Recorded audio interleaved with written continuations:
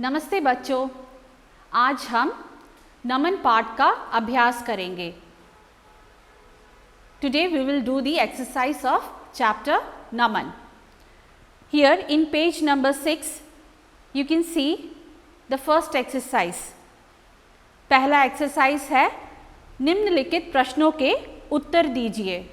You have to answer the following questions. पहला प्रश्न है का नभ, सूरज और चांद को किसने बनाया? आपको इसका उत्तर आपके नोटबुक में लिखना है। दूसरा प्रश्न है ईश्वर ने बाघों को क्या दिया? तीसरा प्रश्न है प्रभु ने खेतों को क्या दिया? चौथा प्रश्न है हमें क्या करना चाहिए? Now you have to pause the video and write all the answers in your notebook. Now let's check the answer. पहला प्रश्न था का नभ, सूरज और चांद को किसने बनाया? उसका उत्तर है नभ, सूरज और चांद को प्रभु ने बनाया। दूसरा प्रश्न है ईश्वर ने बाघों को क्या दिया? इसका उत्तर है ईश्वर ने बाघों को हरियाली दिया। तीसरा प्रश्न था प्रभु ने खेतों को क्या दिया? उसका उत्तर है प्रभु ने खेतों को हरियाली दिया। चौथा प्रश्न था हमें क्या करना चाहिए? उसका उत्तर है हमें प्रभु के गुण गाने चाहिए। So now you have to write all the questions plus answer in your Hindi notebook with proper date. अब हम दूसरा अभ्यास देखते हैं। दूसरा अभ्यास है कविता की पंक्तियाँ पूरी कीजिए। You have to complete the lines of the poem. पहला है किसने इन सबको बनाया? डैश। दूसरा किसने दी? डैश।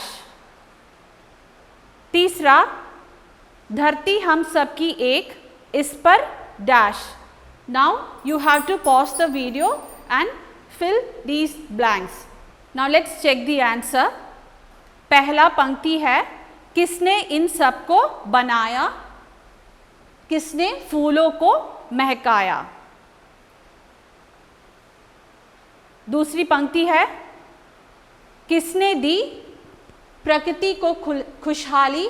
किसने दी बागों को हरियाली?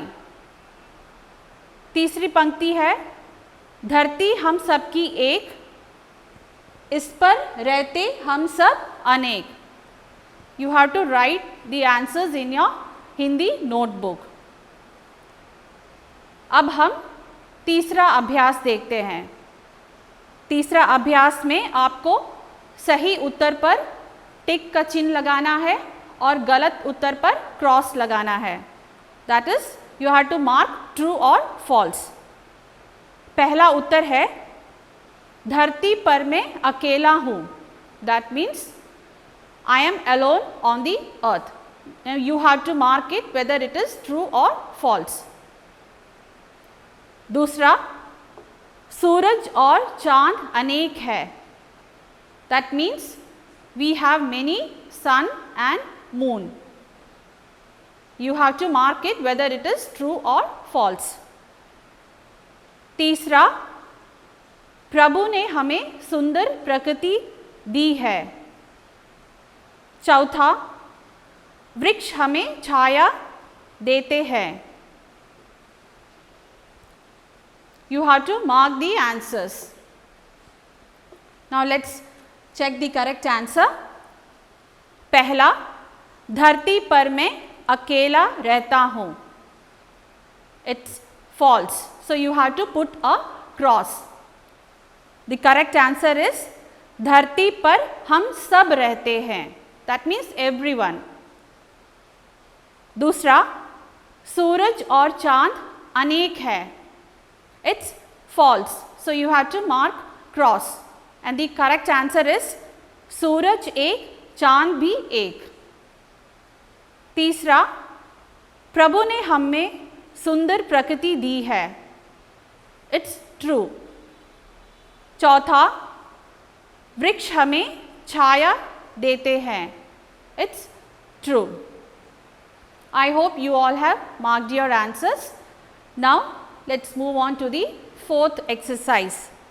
चौथा अभ्यास, जोड़े बनाए, that means match the following. You can see on one side you have धरती हम सब की एक, जिसने दी ये सारी चीज़ें, किसने फूलों को महकाया, सूरज एक, चांद भी एक।